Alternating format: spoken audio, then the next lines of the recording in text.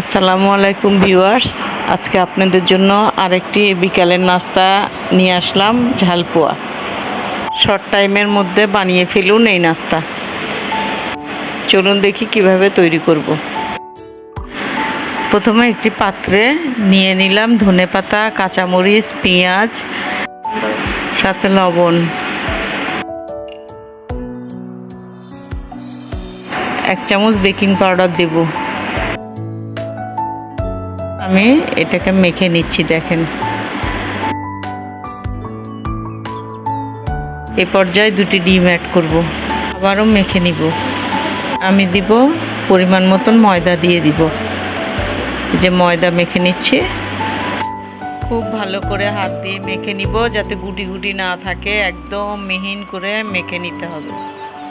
ব্যাটারটা আপনারা যে যতটুকু খাবেন আপনাদের মতন করে নেবেন। আমি আমার মতন করে পরিমাণ নিয়েছি। মাখতে মাখতে এবার আমি তেলে ছাড়ব। একটা একটা করে সবগুলো এভাবে ভেজে নিব। লাল হয়ে ফুলে না যাওয়া পর্যন্ত এইগুলোকে আমি ভাজতে থাকবো। দেখুন আস্তে আস্তে ফুলছে।